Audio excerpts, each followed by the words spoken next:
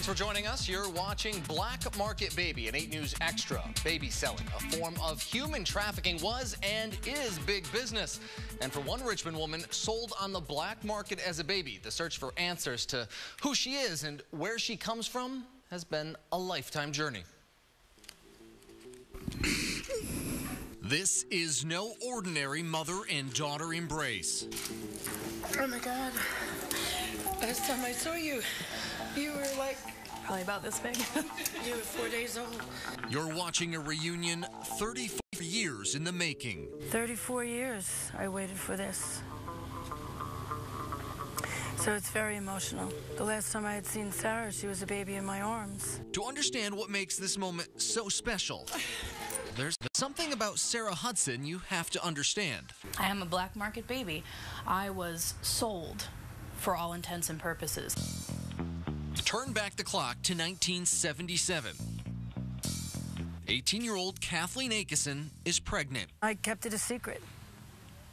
Only 2 girlfriends and my boyfriend, who's now my husband, knew what I was going through. Knowing she can't take care of a baby, I found an ad in the paper. It reads, pregnant, undecided, confused, and worried. We care. Thinking about adoption?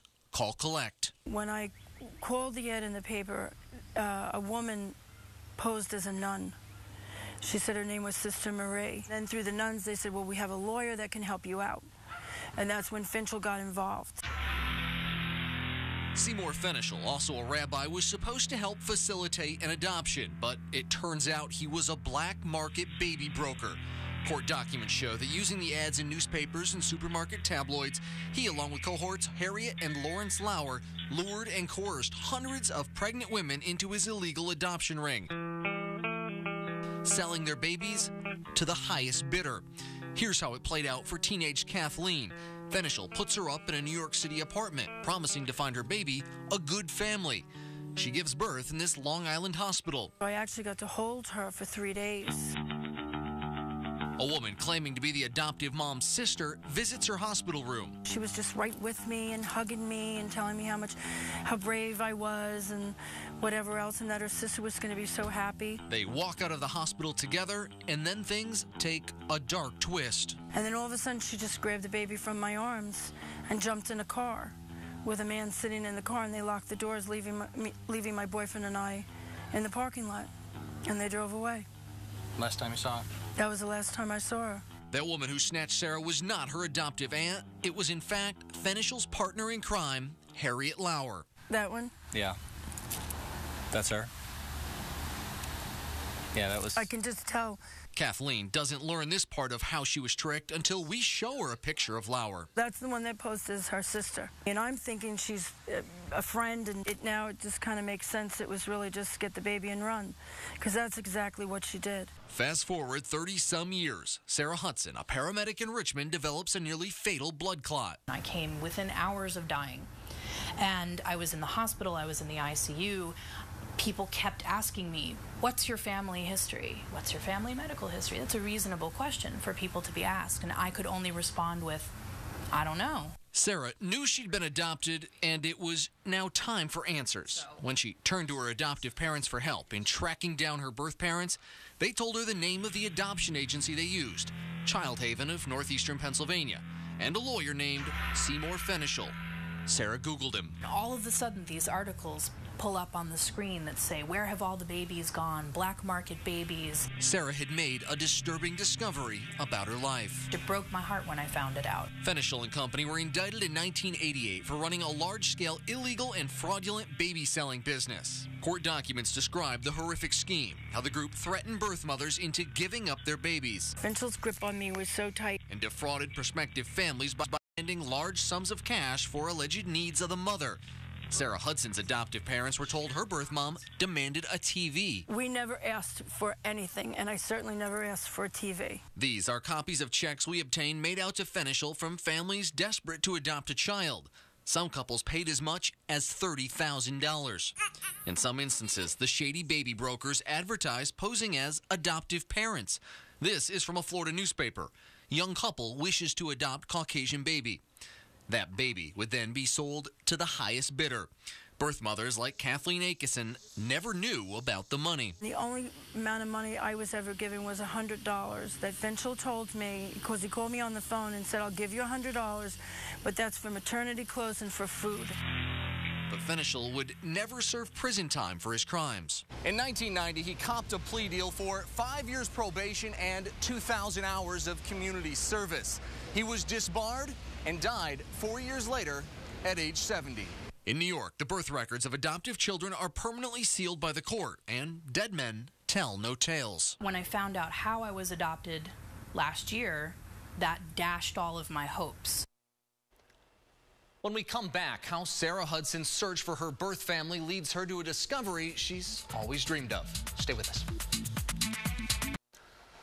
Welcome back to Black Market Baby. Sarah Hudson has just learned she's not just a normal adoptee, but was in fact sold at birth.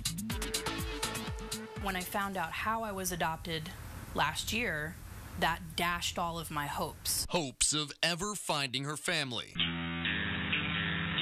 But what Sarah did find right away was a family of other black market babies. Kids sold in back alleys and parking lots across 3 decades, banding together on the internet. Facebook has been a really interesting tool in all of this. In this forum, the Seymour Finchel Adoptees, founded by Rachel Bernstein, I'm one of thousands. The black market babies share stories and trade tips for finding answers that the government refuses to unseal. What right do they have to decide who gets to see what when it's a document that pertains directly to you as a person? Under New York laws and the laws of many other states, including Virginia, the birth records of adopted children are sealed by the court. It takes an act of God, relatively speaking, to unseal these records. Refusing to be deterred, Sarah's husband Tom, a VCU police officer, kept digging. It took a lot of time. Sarah's adoptive parents told her they picked her up from Seymour Finchel in a parking lot. My adoptive parents don't remember exactly where. They just know that it was out on Long Island. They had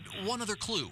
My adoptive mother made it a point to memorize the last name of my biological mother. With little to go on, Sarah Hudson's quest for answers brought her here to the New York Public Library in Manhattan. They started searching phone books. They have telephone books dating back to the Dark Ages. Archived on microfilm. The really big lead that we got was finding a gentleman with the same last name. We found out that he had a daughter named Kathleen. This eventually led them to Facebook. So I pull my computer over and I type the name in and I pull up this picture, and I wouldn't say that it was instantaneous, but it was pretty quick that I started to notice the similarities in our faces. A nervous Sarah makes the biggest phone call of her life. And I said, my name is Sarah. I know you don't know me. And she said, if you were born June 18th, 1977, I know exactly who you are. And she said, I am your biological mother, and you need to know that I married your biological father, and you have 4 full-blooded sisters. And that's when I started crying. That takes us to a car in Long Island on a recent Sunday afternoon. Just kind of a ball of nerves, I guess. As Sarah drives to meet her mother and 4 sisters, I've waited 34 years for this. who've also been dreaming of this day. Hi. I know right away. Last time I saw you, I whispered in your ear, when you're ready to find us, come find us. All right, girls, here we go. Give me some happiness. I guess you heard my words. It's scenes like that that are helping the other black market babies spread across the country keep the faith. In fact, Rachel Bernstein, the founder of the Facebook group for Seymour Finchel Adoptees, just located her family within the last few weeks. So here in Virginia, legislation to fully open adoptee birth records has been shot down in the past, but there's currently talk of a bill being introduced during the next GA session that would afford adoptees the same rights to their records as anyone else. We'll have that story tomorrow on 8 News. And remember, if you have a story you'd like me to look into, you can always email me at ajinvestigates@wric.com or find me, AJ Investigates, on Facebook. Thanks for joining us for the 8 News Extra Black Market Baby. Have a good night. A closed door. A stone wall of bureaucracy. I can never see it. I'm not allowed. It takes an act of God, relatively speaking, to unseal these records. And endless questions I have no real background about the past that can't be answered. There's a basic human need for it. It should be a civil right. They're teachers, paramedics, social workers, artists, and while they all have different stories, I am a black market baby. I have no medical background. I'd like information about my birth mom. they have one thing in common, I was adopted from birth. I am an adoptee. and they're crying out for equality I think it is a critical basic right. that they say is being denied them. You're denying someone an opportunity for a government document that everyone else has access to. What these adoptees are demanding is access to their original birth certificates. It doesn't make sense that the government says you're old enough to vote, and you're old enough to pay for taxes, and you're old enough to go to college, and you're old enough to start a family, but you're not old enough to see your birth certificate. In fact, you'll never be old enough to see your birth certificate. In Virginia and many other states, if you're adopted, your birth certificate is sealed away by law. As citizens of the Commonwealth, as citizens of the United States, adult adoptees ought to have access to their original birth certificate. I know right away. Richmonder Sarah Hudson's reunion with her birth mom and 4 full-blooded sisters recently made national headlines. But it was not hopes of a reunion that sparked her search. It was a medical emergency she calls her epic near fail. I developed what's called a saddle pulmonary embolism, which is a very large blood clot that got into my chest, in my heart, and in my lungs. And I came within hours of dying.